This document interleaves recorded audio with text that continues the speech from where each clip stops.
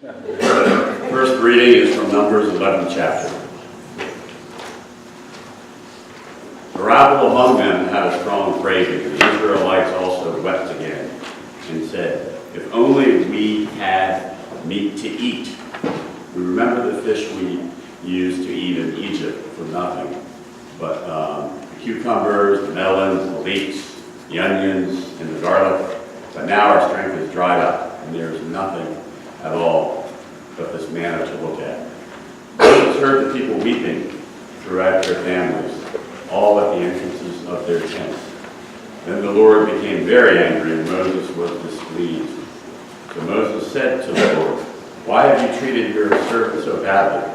Why have you not found favor in your sight that you lay the burden of all this people on me? Did I conceive all this people? Did I give birth to them? That you should say to me, carry them in your bosom as a nurse carries a sucking child, to the land that you promised on oath to their ancestors? Where am I to get meat to give all of this people? For they come weeping to me and say, 'Give us meat to eat.' I am not able to carry all this people alone, for they are too heavy for me. If this is the way you are going to treat me, put me to death at once, if I have found favor in your sight, and do not let me see my misery." So the Lord said to Moses, "Gather for me 70 of the elders of Israel, who you know to be the elders of the people and the officers over them. Bring them to the tent of the meeting and have them take their place there with you." So Moses went out and told the people the words of the Lord, and he gathered 70 elders of the people and placed them all around the tent. Then the Lord came down in the cloud and spoke to him, and took some of the Spirit that was on him and put it on the 70 elders, and when the Spirit rested upon them, they prophesied. But they did not do so again. 2 men remained in the camp, one named Eldad and the other named Medad, and the Spirit rested on them, and they were among those registered, but they had not gone out to the tent, and so they prophesied in the camp. And the young man ran and told Moses, "Eldad and Medad are prophesying in the camp." And Josiah, son of Nun, assistant of Moses, one of his chosen men, said, "My lord Moses, stop them." But Moses said to him, "Are you jealous for my sake? Would that all the Lord's people were prophets, and that the Lord would put his Spirit on them?" The word of the Lord. Their job was to show up at one meeting. Only one. They didn't have to chair the meeting. They didn't have to create a PowerPoint for the meeting. They didn't even have to speak at the meeting. They just had to show up one time for one meeting. And yet somehow, these two jokers in the first reading, Eldad and Medad, they couldn't even do that. They couldn't show up at the one meeting, while Moses and Joshua and the other 70 were all at the tent of meeting. Eldad and Medad were just wandering around the camp still when they were supposed to be at the meeting. The book of Numbers does not tell us why. It just says that they were among those registered, which means they knew they were supposed to be there, but for some reason they weren't, and they were wandering around the camp. Somehow, they just didn't show up. Now, in their defense, they probably didn't have any practice in showing up for these kinds of meetings, because neither Eldad nor Medad, nor Moses or Joshua, or any of the other 70 really had ever done anything like this before. They were facing an entirely new situation in their life, and nobody really knew how to deal with it. This story happens right after Moses has led the people of Israel out of slavery from Egypt. But now, they were in the desert. And they were free, and that was great, but here they were in the middle of the desert. They had no food, they had no water, they had no cell service, so Google Maps was useless. But most of all, In their lifetimes, they had never had to organize themselves and manage a common life together that did not have the structures and the resources of the life that they had just left behind. And even though many of those structures were oppressive, because after all, they were slaves, and many of their resources were pretty meager, at least they knew what they had. They knew how the system worked. They knew what they could rely on. But now, life was completely different. They were in unknown territory, both physically and emotionally. So the conflicts began. Moses was at the end of his rope. He uses this classic line out of the Old Testament where people complain to God, God, if this is the way you're going to treat me, just kill me now. I mean, I'd rather be dead than have to deal with this. If I have found favor in your sight, kill me. He's really at the end of his rope, and God doesn't kill him. God says to him, go and gather 70 elders of the people, which simply means people you know who are already respected and trusted in the community. Bring them to the tent of meeting, and I'll tell you what we're going to do from there.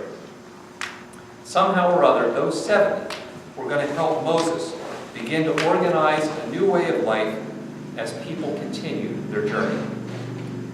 But truthfully, neither Moses, nor the 70, nor Eldad and Medad really knew what this was going to entail.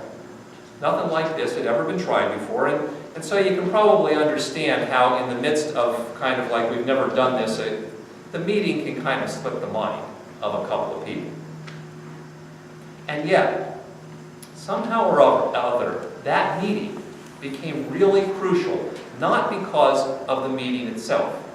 After all, the meeting itself was kind of sort of a disaster. If this happened at your workplace, this would kind of be a disaster. Some of the people who were supposed to show up for the meeting don't show up. People at the meeting get mad and start yelling at each other, and you know, at the end of this whole thing, we're not told any of the details of the meeting at all. The 70 are just there and somehow they prophesy. And they said what? We don't know. Nobody tells us.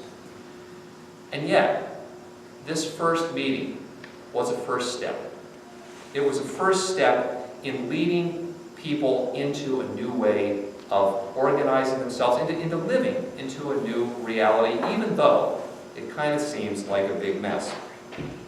Even though Eldad and Medad don't show up, and Joshua gets mad, and we don't even get told what happens, this is what we do know happened at the meeting.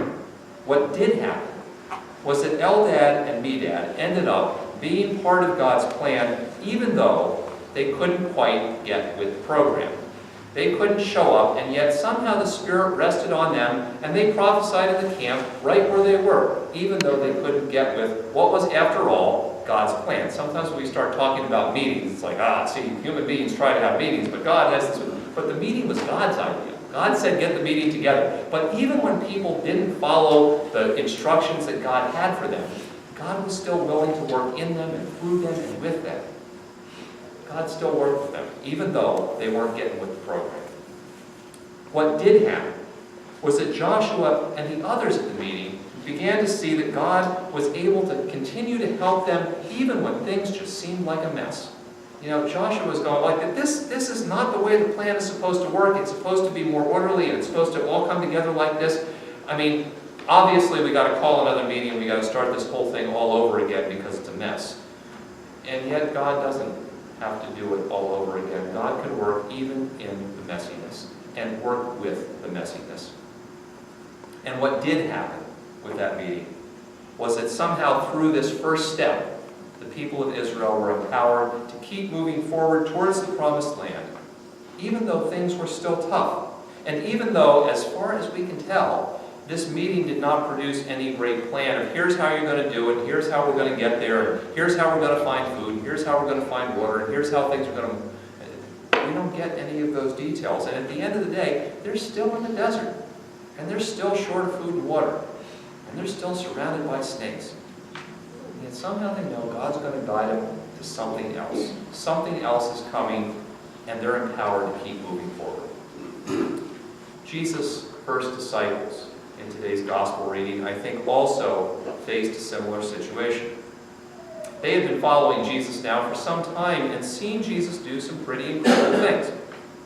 But now Jesus had been telling them about this journey they were on, and they were heading to Jerusalem, where he was going to die, and after 3 days be raised again.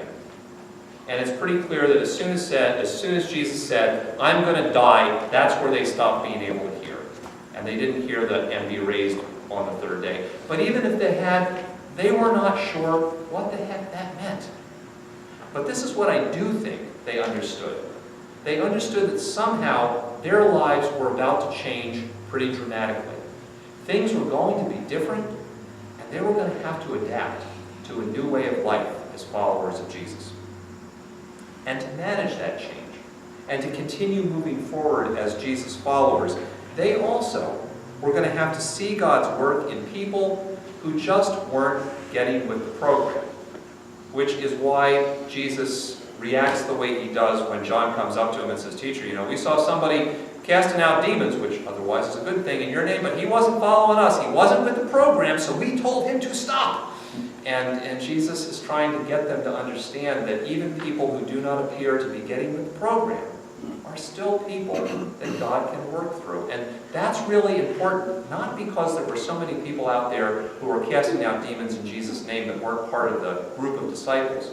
It was really important because so many of those disciples continuously, over and over again, could not get with the program. Jesus would tell them to do simple things, to do things, and they just couldn't do it. They couldn't understand. They couldn't act. They couldn't be the kind of people that Jesus called them to be, and yet somehow Jesus continued to use them. Jesus continued to work through them. And they had to understand themselves as people who were going to be vehicles of God's love and God's message in the world, even at those moments where they weren't getting with the program. What Jesus was calling them to do was to see themselves as people who could continue to move forward as Jesus followers, even when there was messiness and uncertainty, and they had to adapt to new times and to different situations. And it wasn't that what they were doing then was wrong. It was just that pretty soon they were not going to see Jesus physically in front of them, saying, "Follow me here," and they just kind of followed along behind him and watched him like a puppy dog. They were instead going to have to go out into the world and be Jesus' followers in a new context amongst new people and face situations that they had never envisioned in their life. And it was going to be messy. It was messy. We read about these stories and it just was a mess. And yet God worked through that mess. God continued to do great things even though the plan, as far as they could tell, didn't seem always to be coming together. And what Jesus was calling his disciples to do was to be able to understand that as they move forward as new followers of Jesus in a new time and in a new place, they really needed to keep focused on the new life that Jesus was calling them to be part of, to have a vision that God really was leading them into a future for themselves and for the whole world that was better than what they were experiencing right now. And that was really, really hard. We can read the story and go, "Oh yeah, we know the Easter story," but they didn't at this point. It was really hard for them to stay focused on Jesus' promise ahead when all that they could hear was Jesus talk about death. And all that they could see was the road to the cross. And these are the same kinds of things that God calls us to remember whenever our lives seem to be in flux. Whenever things are changing dramatically and chaotically around us, and whenever it's clear that life is just going to be different than it used to be. And indeed, our world is changing around us faster than it ever seems to have before. Economically, politically, socially, we're always being confronted by life is different than it used to be, and it's not going back to the way it used to be. Many of us face big personal changes and challenges to our lives and expectations of what the future is going to look like. And even in the church, where people used to erroneously believe that things are just going to keep going the way they always have until Jesus comes back, things really are at crossroads. And it's precisely at times like these that today's stories are intended to give us guidance courage. For it's in times of great change and challenge and confusion that we need to hear and remember God's promise that God is still working through us, even and maybe especially when we feel like we can't get with the program. And at least for me, part of the reason that I feel like I'm sometimes stumbling around in the dark and can't get with the program is I don't even know what the program is. I mean, tell me what the program is that I should get with it. As pastors, we get spammed by these people that write books and tell us, you have to do things differently now in the church. What used to work isn't working anymore. You need to change. And I want to reply to those, but I don't because I would get spammed more. I want to reply, thank you, Captain Obvious. I know things are not working the way they used to, but what will work? And the answer is actually, nobody really is certain. Nobody really knows. So we just got to try things, and I feel like I don't even know what the program is. How can I get with it? But the message Jesus wants us to get all the time is that even when we're kind of bumbling around in the dark and we're not quite sure exactly what we're doing, sometimes those experiments and that kind of wandering around in the camp is actually something God can use to bring about the things God wants. And God can work in us, through us, with us, even when we feel like we're just not getting with the program. Jesus wants us to remember God's promise that even and especially when things are chaotic and crazy and we're not sure what the program is and we're in the midst of messiness, that God is at work even in the midst of the mess. Even when we are certain that this is kind of the way God set things up and wants us to operate, but we've messed it up a little bit, God can still work with that messiness and in that messiness, through that messiness. And the worst thing maybe that we can do is throw up our hands and say, wait, we ought to start all over, we can't move forward here because things are just too messy. That's what probably was going through Joshua's head. I used to, when I was in, so this is dating me a lot, but when I was in college, there was the original A-Team TV series. And the guy that Hannibal, the guy that was in charge of the whole group, when all of these chaotic, crazy things would start to work out, he would sit back and stand there and go, I love it when a plan comes together. And I feel that because when I can put things together in my life and I go, boy, I love it when a plan comes together, everything is coming together, that feels good. And when it doesn't feel like it's coming together, and at those moments, that's when Jesus calls us to remember that even when things are nothing like a plan coming together, God can still use those moments as well. And God can still be at work in the midst of that messiness, just as He always has been. And maybe most importantly, what Jesus wants us to hear and to remember is the promise that even in the midst of chaos and craziness and dramatic changes in our lives, there really is a promised future.